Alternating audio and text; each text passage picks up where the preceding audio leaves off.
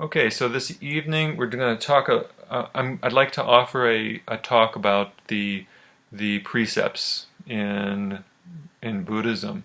Kind of give you an overview, a short history of precepts, how they've evolved over time and through the transmission of Buddhism to different cultures. I want to talk about what the precepts are, what they are not, and my own personal engagement, how I engage with the precepts, using a recent example of them. So, first of all, precepts, the Buddhist precepts are there to help us cultivate compassion and wisdom in our lives. They're there to help us cultivate a sense of open-heartedness, a sense of kindness and gentleness towards both ourself and others.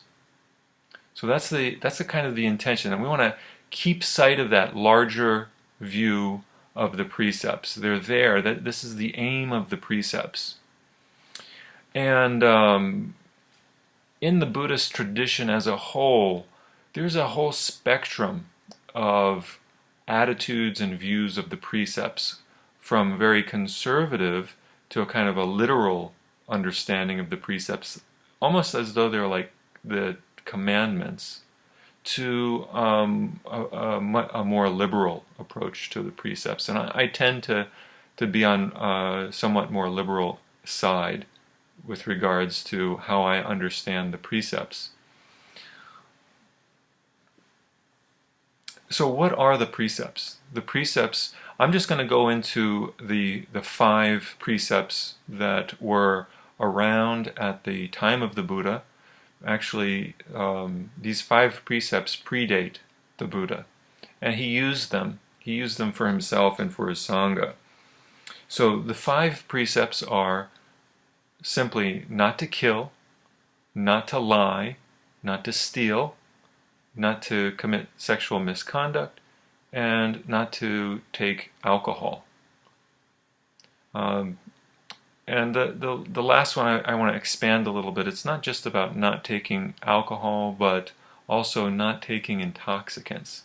So anything that you take into your body that can be intoxicating. So those are the basic 5 precepts, and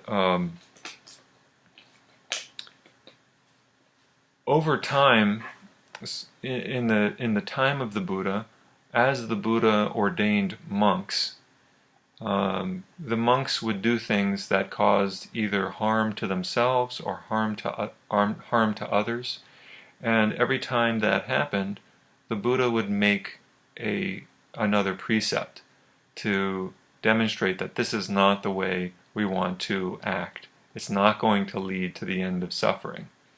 And in the time of the Buddha, these were things like not riding. It wasn't appropriate for monks to ride in carts, because those were reserved for the nobility. And there came this one small example of a precept that was added to these original 5. And there came to be over 200 precepts for monks and over 300 precepts for nuns. As time went on in the Buddha's lifetime itself, he instructed his cousin Ananda. He said, just before his death, he asked him, "Do not you don't have to keep all of the lesser precepts." So Ananda communicated that to the larger Sangha, and Mahakāssyapa, one of the Buddha's more ascetic followers, asked, well, which ones are the lesser precepts and which ones are the greater? And Ananda could not respond, and so as a result, the Sangha, the community, decided to keep all of them. and not throw any of them away. But we can see that today in modern time, some of these precepts would not make sense for us. For example, not riding in a cart or maybe in a car. Today, it's just not practical. It's just, I mean, I own a car. It's not possible really to get around on foot, or we may limit ourselves to a certain degree. And we're not actually living out the spirit of the precepts. So this is a question, I think, in all world religions. To what degree are we just following rules, hard and fast rules, leaning more towards a conservative end, versus what is the spirit underlying these precepts? So we're going to look at more. What is the spirit? What are the spirit of these precepts? But these the 5 precepts are pretty much universal. You'll find them in some version of them in all of the world religions. And as Buddhism migrated through India, China, Korea, Southeast Asia, Japan, an interesting thing happened when Buddhism went from China to Japan. At that time, the Sangha, the Japanese Sangha, decided that they would not import all of the 200 or 300 precepts, because it meant that the government, the Japanese government, would then be strictly regulating the Sangha. And in order to avoid the over-regulation of the government on the Buddhist community, they forewent a big chunk of these precepts, maintaining what are called the 16 precepts. And those are the precepts that I've received, that Daiki has received. My teacher offers both the 16 precepts and as well as the 5 precepts. And so that's kind of what I have inherited, is these 16 precepts. And they're enough. They're really enough. Actually, if we were to look in Dogen's standards, called the Pure Standards for the Zen Community, the Shingi, there we would find a whole slew of other precepts besides these 16. They're just not called precepts. They're called standards. And they're giving us guidelines on how to behave within a community so as to create less suffering, to be in harmony with ourselves, with others, and with our environment. And if we look at that Shingi, the Dogen's Shingi, or there's Zen Master Keizan, who came a few generations later, if we look at that Shingi too, we'll find that they're adapting. They're evolving with the times. And if we look at the Shingi now, we may find it a big chunk of it irrelevant to our day here and now. But it's worthwhile studying. It's worthwhile looking at these Shingi, at these rules, to see how did they practice, what was the spirit underlying them, and what would be appropriate for us today. But let's just start with these 5 precepts: not killing, not lying, not stealing, not committing sexual misconduct, and not taking intoxicants. I think these are the foundation for all of the precepts. And Zen Master Dogen talks about the precepts in this way. He says that Zazen and the precepts are one. When you're sitting Zazen, you're completely carrying out all of the precepts, because your body, your mind, your speech, you're not speaking, so you cannot break the precept of lying. In fact, there's a Zen saying, as soon as we open our mouths, we're not speaking the truth, because speech has limitations as to what it can communicate. And that's why there's the Zazen is valued and prized, because we're the Zazen posture, and we're quieting the mind. This is expounding the truth in the way that words just cannot. So I can speak to you. I'm speaking to you about the precepts because that's a way of communicating. But just to keep in mind that the limitations of language in communication. But he said Zazen and the precepts are one. And Thich Nhat Hanh, the Vietnamese Zen master, talks about precepts as mindfulness. He doesn't even talk about precepts. He talks about the mindfulness trainings. Precepts are ways for us to cultivate a greater degree of awareness. That's their intention.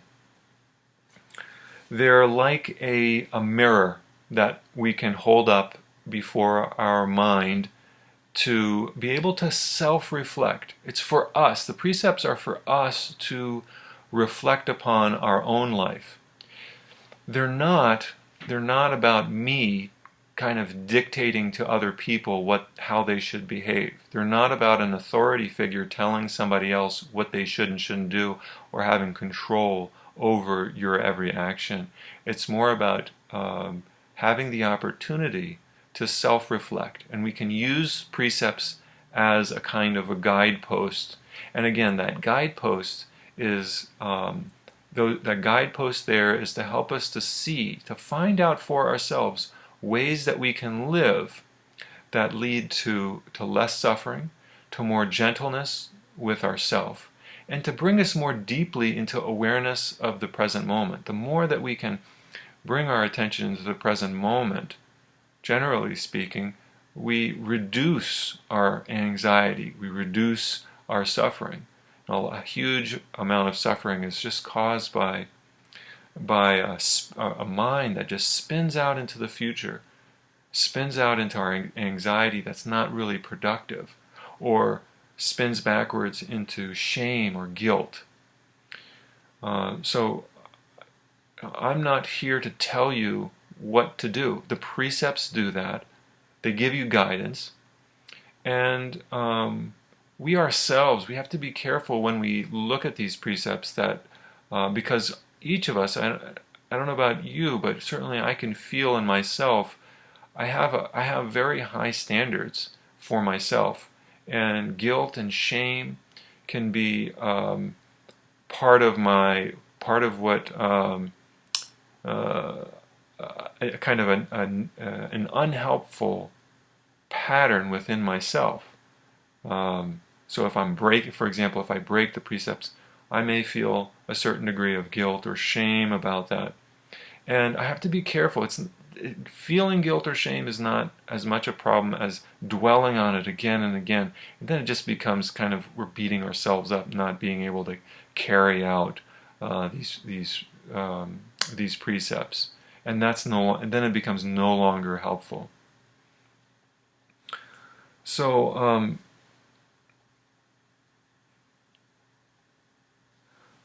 when we're sitting zazen, this is I think one of the things that we miss when we first come to Buddhist practice, when we first start practicing meditation.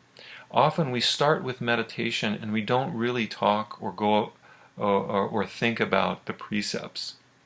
But originally, monks were required actually to receive precepts first before they could even begin meditating. It's like the precepts are kind of the roadmap to enlightenment. And if you were just to sit, it's like you're presented with a road that has no lines on it, no demarcations, and you have no map. So you don't know where you're going, but you're doing it. You have a car, you've got gas in it, and you want to drive. And so and that's okay. It's the way that we all start here, at least. And now we're coming to a place where we need a little bit more guidance. So the precepts could kind of help us move along there. And they're there to get us in touch with what's going on internally. So when we're sitting zazen, it's going to naturally come up we can use zazen as an opportunity for self-reflection. A lot of times when without the precepts, we can become very judgy of our state of mind. Like, for example, I'm meditating now, I'm supposed to be feeling good. I'm supposed to be feeling happy, and I'm not. And I don't know about you, but if you've had, when I have that, I don't generally have that problem, because if I'm not feeling well, if my vitality is waning, then I can begin to look at precepts and see where I am falling short in my practice of the precepts. I can look and see, what's going on here that my vitality is dropping. Either I'm feeling low energy, or I'm feeling too much energy and my mind is kind of circling too much in an unhelpful and unhealthy way. And I can look at the precepts and say, well, what have I been doing with my time, my energy, the past 24 hours? Have I been practicing well these 5 or 16 precepts? How can I do better with them? So the precepts are, they're meant to hold our own feet to the fire on the journey towards enlightenment, on the journey towards the liberating of ourself and others, on a journey towards finding our own inner peace, as well as maintaining integrity in our relationships. But they're not meant for us to get stuck in or to be caught by. So we don't want to be caught by our own precepts. The precepts aren't there to create more suffering. They're there to alleviate the suffering that already exists. They're there to help us find our own middle way. Each of us has a path that we have to follow, that we have to discover. Zazen helps us to open up to our own path to freedom, our own path to creativity, our own path to joy, and not just for ourselves, but in relationship with others, whether it be our families or our work, or maybe the general public, or on the bigger scale, the whole universe, our relationship with life in general. And they're there to help us to generate more life. So the first precept is about not killing. It's also about cultivating life. It's also about protecting life. So that's number one, is protecting life. Sometimes we need to take life in order to protect life. All of us. Myself, we have to eat. We have to consume things. And that means taking life, whether it's an animal or a vegetable. The Jains, they take this particular precept to an extreme where they will wear, the Jain monks actually wear masks over their mouth so as not to inhale any microscopic organisms. So they really take that precept of not taking life. They notice it in a very high degree. So we can learn from the Jains even. I don't recommend going around with a mask on, but just to know that there is a community there that practices in that way. And we can ask ourselves, to what degree am I protecting life in my own fields of influence? How am I protecting life?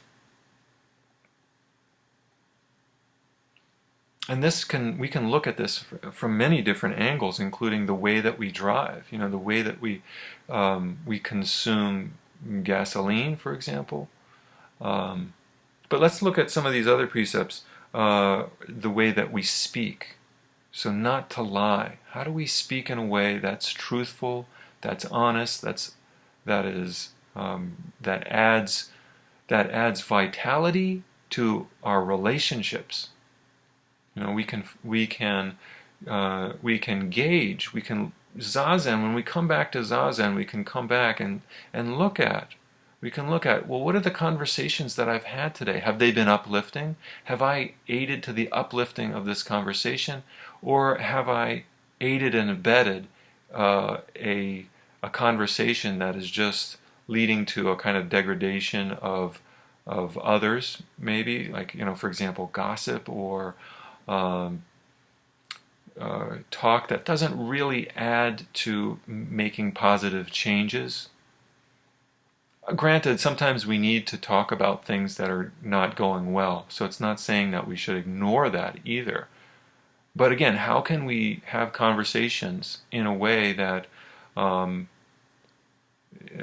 helps us to bring life back into our world? Right speech is so critical right now. The way that we speak can be healing, or it can cause and create illness.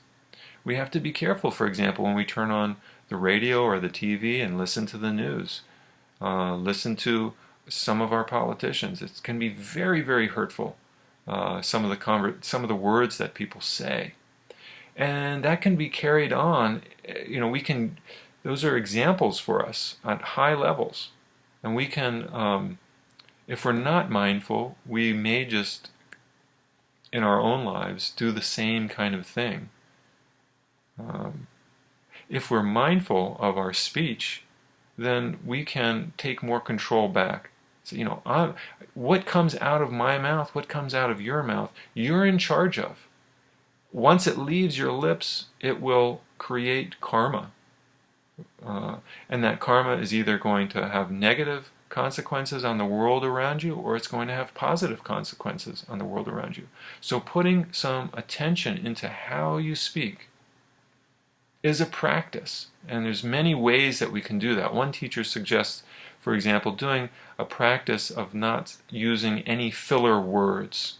For example, not saying or not saying things like that. Things that we do, becoming aware of how we speak and refining the way that we speak. Becoming aware of our own heart when we're in conversation. Are we speaking truthfully? Are our words in alignment with our heart? Or are we just speaking in ways that are not honest with how we actually are feeling? Granted, there may be situations that we don't want to be totally honest, because it may create more pain. But this is where the precepts are not so cut and dry. For a 5-year-old, not to lie is very cut and dry, but for an adult, it's not so cut and dry, and we have to. So it's about developing sensitivity about who we're talking with. This is our practice. Our practice is not just what we're doing when we're sitting on the cushion. Our practice happens in relationship too. And so we can begin to consider our relationships and how we are in those relationships also as practice. And then zazen is coming back to our seat and noticing our bodily energy. How is it? And reflecting on our day and thinking about how have I been today? Are there any relationships that just don't feel right? You know when a relationship is going well and when it's not going well, and you can feel it inside your body. So zazen is not about suppressing negativity. It's not about trying to attain a particular positive state. What it's about is uncovering where are we in our life right now, and how can we develop more awareness so that actually when we do that work of awareness, then we can bring deeper awareness into our relationships, and then naturally we'll feel better, and our zazen will reflect that. Zazen just reflects how we are in our life as a whole. And our lives are very complicated. We all have things that we're have difficulty with, things that come more naturally and are going well. We have a mixture of these things. It's not so clear and dry. It's not that our life is either good or bad. But I mean, if we're really honest with ourselves, it's a mixture. I want to share in closing just one way that I recently have engaged with the precept of not taking intoxicants. So yesterday I led a 3-hour retreat, and afterwards my wife and I and Malcolm went to some friends to have dinner, and they were serving meat. There's this idea in the West, that in the United States especially, that meat and Buddhism don't go hand in hand, that Buddhists are generally vegetarian. That's not the case in Japan. The Japanese monks that I practiced with, all of them ate meat. They just didn't eat a lot. They ate meat in moderation. And even in the time of the Buddha, monks were permitted to eat meat. What we see, though, happening in the West is that vegetarianism is so big, in part, this is my teacher talking now, because we have such a huge meat industry, and meat is overly consumed. And so a reaction to that has been vegetarianism. And a lot of Theravadan monks are vegetarian. Some Japanese maybe, and again, most Japanese eat a little bit of meat. It's just part of the culture. In Tibet, they have to eat meat because they can't cultivate the ground like they do in other parts of Asia, so they eat yak meat. Anyways, our hosts were serving meat, and I generally eat meat maybe once a week, and I thought this is my opportunity to eat it, and I overindulged in it. I had more than I should have had. And when I finished, I didn't notice the effects right away, but when I went to bed last night, I couldn't sleep. I slept terribly, and my stomach had been hurting me all night long, even throughout the day. And so now I reflect, as I'm sitting, and I'm just, even you don't even have to sit to reflect on this, but I'm looking at my life and I'm seeing my vitality wane, and I'm looking at it and I'm thinking, well, where has my practice been off? Where am I not following precepts? And I realized I overindulged. I took more than necessary. I stepped out of the middle way. I went to an extreme, and it's resulted in suffering in my own body. And I took more than I needed to. And I don't, yeah, there's a little bit of shame and guilt involved in there, but I'm not dwelling on it. I'm just noticing it. And I'm making the commitment, resolving for the next time to be more mindful about how much I consume, especially when it comes to meat, and especially because my body's not used to consuming a lot of meat. If I eat too much, it really tells me. And it's not about not eating it at all, but about finding that middle ground there. And we can look at all of the precepts in that way. They're meant to carry us on the middle way between extremes. And they're meant to help us out to alleviate suffering in our life, to find more sensitivity, gentleness, kindness towards ourselves and towards others. That's my understanding of the precepts, and that's how I explain and share them with others, and hope that they're practiced in that way. But ultimately, they're a guide for each of us. They're a mirror that we can hold up in front of ourselves. It's not my mirror, it's your own mirror. It's your own personal mirror. So, thank you. Thanks for listening.